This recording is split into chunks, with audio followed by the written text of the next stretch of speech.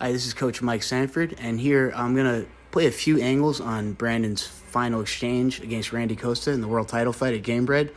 And we're going to take a look at this knee very, very closely and see where it lands and where the impact of the strike lands.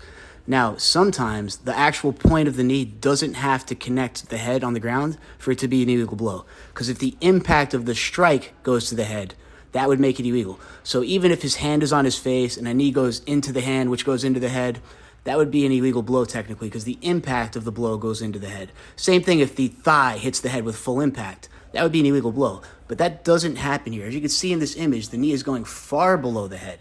The hand, Randy's got his hand posted on his head, which moves his head when his arm gets hit a little bit.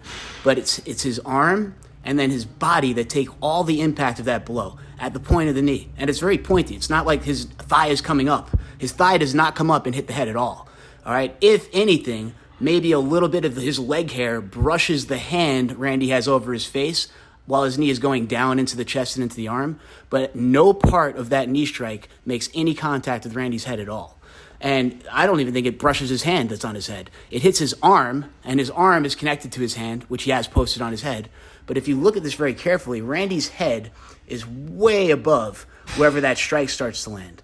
And we can see this from a few different angles here. So we just watched it in slow motion there. Here's an image of that same video we just saw. Look at how high Randy's head is. It's up by Brandon's shorts.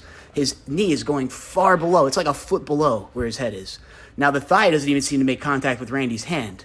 But if it made contact brushing anything, it would have been Randy's hand, not his head. And there would have been no impact behind it. That has nothing to do with the impact of the blow.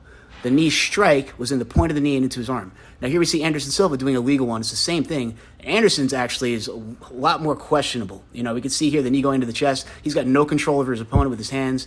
And honestly, like some of that impact probably did make a connection to Chael's head a little bit, but it wasn't enough where I thought they made the right call with that, making it legal. But that one was, that one was a little bit more debatable, I think. So here again, we see this final exchange. And this one we can see kind of the referee's angle on it a little bit and why he might have made the call he made. And we see Randy backing up a little bit. Brandon's starting to put some pressure on him. Randy circles back, and I think Brandon hurts him with an overhand right around here. Let's see here. Yep, yeah, hurt him with the overhand. Randy backs up to the cage, and this is kind of the beginning of the end. All right, Brandon starts throwing a combo. Keeps his distance this time. In their first fight, Randy started looking for takedowns here, and that slowed Brandon down a little bit. Now Randy looks for that kind of like coming in, so Brandon holds on to him with both hands, and this is where he throws the knee. So this is not somebody that's in the heat of the moment. This is somebody in complete control making a tactical decision based on previous experience. Now, in their last fight, Randy started grabbing Brandon's legs, and here's the video of this, all right?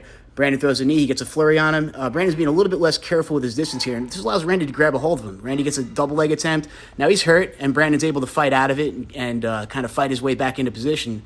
But he didn't keep the distance the way he should have. And in this fight, he learned from that. So once he's got him hurt, he's going to keep his distance and then get the, fire away, drop Randy. And then once he gets him on the ground, he'll hit him a couple times, but he's going to maintain a connection to Randy's shoulders and arms the whole time, so Randy can't shoot. So he gets to the side here. He's holding on to it with one hand, hitting with the other. Then he's holding on with both hands, and he throws the knee. Now, if you look carefully, you'll see how in control Brandon was. He had both hands on Randy, keeping him in one place so that Randy couldn't move his head into the knee. He had to get hit in the chest, and he had both hands on him. Now, whenever he starts here, you can see his left knee loading up. Look at his left knee. His left knee is about to go. But Randy starts to move towards that side. And to avoid accidentally hitting the head, Brandon switches and throws the right knee to the body instead. Now, Brandon, if he wasn't in control, he wouldn't have had his hands on him, and he would have thrown that left knee because that left knee was ready to go. He switched to make sure that he didn't hit the head. And you can see the knee very, very clearly here, going down low, hitting the arm, going through the gap into the chest, while Randy keeps his hand on his head, and his head is way up by Brandon's shorts, okay? And we can see this from a couple angles, but that knee does not go anywhere near the head. And no impact from the knee goes anywhere near the head. The thigh doesn't hit the head. No part of Brandon's leg hits the head at all. And, then he hits him again afterwards, right? But he's got control with both hands on Randy's shoulders, holding him in place. And the knee is going into the arm and into the body, okay? The thigh does not hit the head. The thigh slides down and maybe brushes his hand a little bit, okay? But Randy's head is up the whole time, and that knee is legal and to the body.